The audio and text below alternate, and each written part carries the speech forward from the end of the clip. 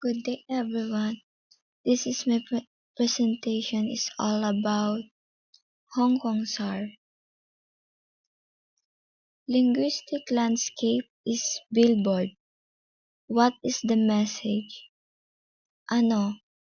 Pinapakita dito na matao na puno ng karatula at mga patalastas o kaya mensahe ay mula sa advertising sa iba't ibang negosyo. How is the message conveyed by the text and or image? Upang maakit ng mga customer sa iba't ibang mga negosyo na kinakatawan ng mga palatandaan. Who is the target audience of the message?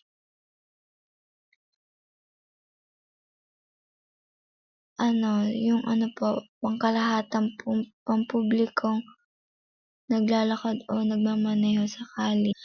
Sa kinds of sign naman po ay what is the message?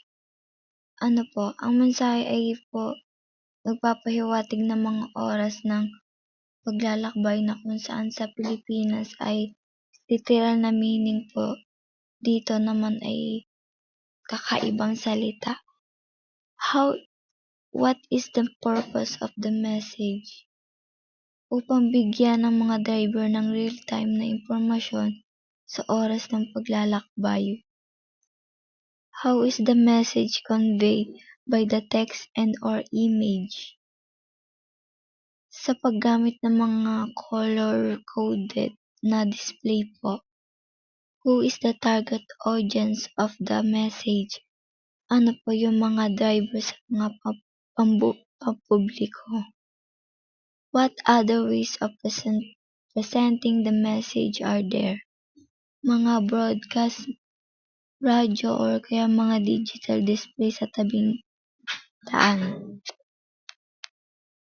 Sa online landscape naman po, what is the message? Ang mensahe nito ay kung saan maaaring ipahiwatig kung ano man yung mga gusto nilang makita about tour. What is the purpose of the message?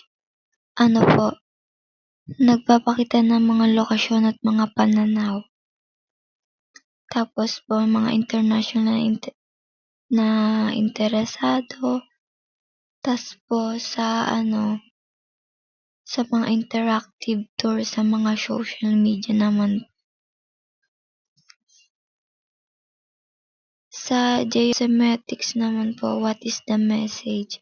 Pinapakita sa mga maraming tao na palatandaan na hawak nila yung hawak po nila ay sa pagpoprotesta. Tapos po, ang protesta nila ay naglalayong itaas ang kamalayan at makuha nila yung suporta. Yung sa mismong larawan naman po, isang malaking grupo ng mga tao nakikilahok sa isang protesta. Ang target audience naman po yung mga residente sa lugar nila. Mga kampanya sa social media, mga publikasyong akademiko. Sa last naman po ay gravity.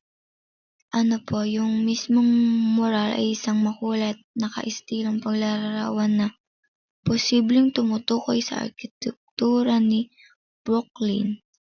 Ipromote po ang brand awareness at iugnay ang Brooklyn Brewery sa isang partikular na advertisement. Sa visual na kapansin-pansin na makukuha ng atensyon.